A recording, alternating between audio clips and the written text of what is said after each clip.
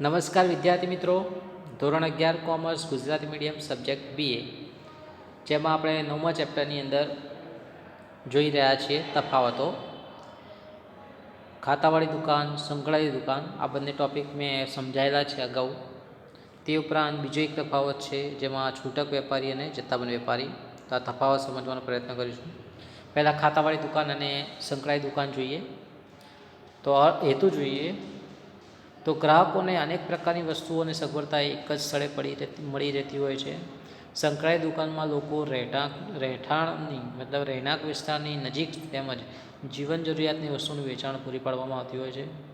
વેચાણની પદ્ધતિ તો ખાતાવાળી દુકાનમાં એક જ માલિક મકાનમાં જુદા જુદા ખાતા દ્વારા વેચાણ થતું હોય છે, માલનું વેચાણ. અને સંકળાયેલી દુકાનમાં માલનું વેચાણ જુદી જુદા સ્થળે આવેલી શાખાઓ દ્વારા વેચાતું હોય છે, અલગ અલગ ડિપાર્ટમેન્ટો ત્યાં વેચાતું હોય છે. જોખમની વાતચીત કરીએ તો ખાતાવાળી દુકાનમાં એક જ સ્થળે બધી વસ્તુની વેચાણની પ્રવૃત્તિ થાય છે, જેથી જોખમ કેવું હોય છે વધારે, કદાચ બંધ થઈ જાય તો એ આખું ખાતું જ બંધ થઈ જાય.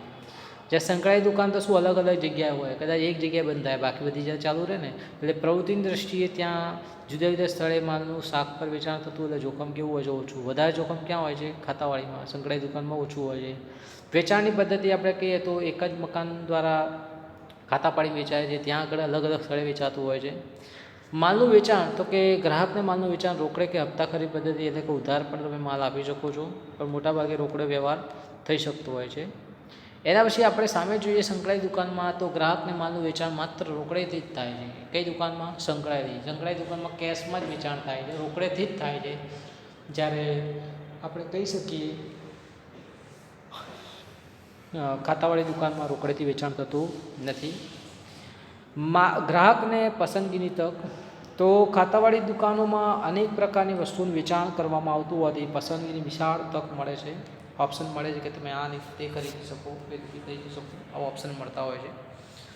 સંકળાયેલી દુકાનમાં એક જ વર્ગની મર્યાદિત વસ્તુનું વેચાણ થતું હોય છે, ત્યાં આગળ પસંદગીનું વિશાળ ક્ષેત્ર મળતું નથી, એટલે ઓપ્શન નથી મળતો સંકળાયેલી દુકાનમાં, બહુ ઓછું મળી શકે. સેવાઓ તો ગ્રાહકને અનેક સેવા સગવડો આપવામાં આવતું હોય છે, અને ગ્રાહકને વેચાણ ઉપરાંત વધારાની સેવા પણ આપવામાં આવતી નથી. ક્યાં આગળ? તો કે સંકળાયેલી દુકાનમાં. તો આવી રીતે ટોટલ 6 ટોપિક હતા, એ મેં તમને સમજાયા. આગળ નવો તફાવત જોઈએ, જેમાં આપણને આપ્યું છે છૂટક વેપાર અને જથ્થાબંધ વેપાર. તો છૂટક વેપારી તો આપણને ખબર છે, જથ્થાબંધ વેપારી પાસેથી માલ ખરીદે, અધરવાઇઝ આપણે ઉત્પાદક પાસેથી માલ ખરીદે, કોને આપશે? ગ્રાહકને આપશે, બરાબર. એ રીતે જથ્થાબંધ વેપારી શું કરશે? તો કે ઉત્પાદક પાસેથી માલ ખરીદશે અને કોને આપશે? છૂટક વેપારીને આપશે. મૂડી રોકાણ, તો કે છૂટક વેપારમાં ધંધામાં મૂડી ઓછી રોકવી પડતી હોય છે, એટલે છૂટક વેપારમાં ઓછી મૂડીએ ધંધો થઈ શકે છે. જથ્થાબંધમાં મોટા પ્રમાણમાં મૂડી રોકવાની હોય છે, એટલે મૂડીની પ્રમાણ જરૂરિયાત કેવી રહેવાની? વધારે રહેતી હોય છે. ખરીદ વેચાણ, તો નાના કે મોટા જથ્થામાં માલની ખરીદી થાય છે, અને ગ્રાહકની જરૂરિયાત મુજબ નાના જથ્થામાં માલ વેચાતો પણ હોય છે, એટલે છૂટક વેપારી નાના જથ્થામાં માલ ખરીદી બી શકે અને વેચી બી શકે છે. જથ્થાબંધ વેપારીને આપણે વાતચીત કરીએ તો જથ્થાબંધ ખરીદી કરવી પડે છે, અને છૂટક વેપારી નાના નાના જથ્થામાં માલ વેચતો હોય છે. પહેલાં બહુ મોટા પાયે ખરીદે, અને છૂટક વેપારી નાના નાના જથ્થામાં માલ વેચે છે. કડીરૂપની આપણે વાતચીત કરીએ તો છૂટક વેપારી કોની વચ્ચે હોય છે? એક બાજુ ગ્રાહક અને બીજી બાજુ કોણ હોય છે? જથ્થાબંધ વેપારી. તો બંને વચ્ચે કડીરૂપ છે.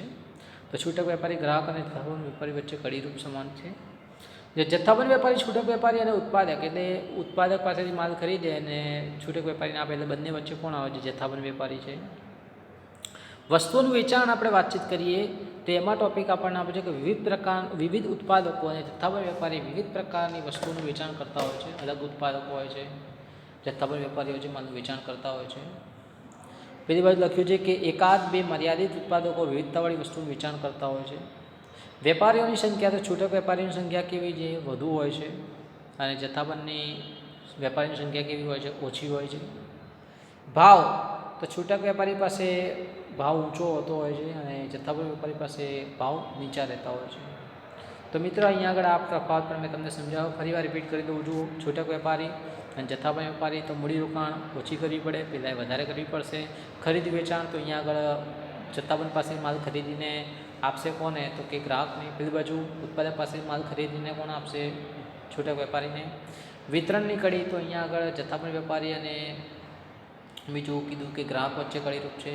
પેલો ઉત્પાદક અને જથ્થાબંધ અને ગ્રાહક છૂટક વેપારી વચ્ચે કડીરૂપ છે. વસ્તુનું વેચાણ તો કે અહીંયા આગળ વિવિધ પ્રકારની વસ્તુનું વેચાણ થાય છે, જ્યારે બીજી બાજુ શું કીધું છે આપણને એકાદ મર્યાદિત ઉત્પાદકવાળી વસ્તુ વેચાતી હોય છે. વેપારીઓની સંખ્યા તો કે અહીંયા વધુ હોય છે, છૂટક વેપારમાં જથ્થાબંધ વેપારમાં વધારે હોય છે. સાહેબ છૂટક વેપારીનું પ્રમાણ વધુ હોય છે અને જથ્થાબંધ વેપારીનું પ્રમાણ કેવું હોય છે, ઓછું હોય છે. ભાવ તો છૂટક વેપારીને ત્યાં વસ્તુ લેવા જશો તો જથ્થાબંધ ભાવ કરતાં ઊંચો મતલબ વધારે ભાવ હોય છે, જે પેલી બાજુ જથ્થાબંધ વેપારી પાસે ભાવ કેવા રહેશે, નીચી હોય છે. તો મિત્રો અહીંયા આગળ મેં બંને તફાવત સમજાયા, તમને ખ્યાલ આવી ગયો છે આશા રાખું છું, અને આ જ વસ્તુ તમે વારંવાર રિપીટ કરતા રહેજો જેથી વધુ ખ્યાલ આવશે. Thank you very much.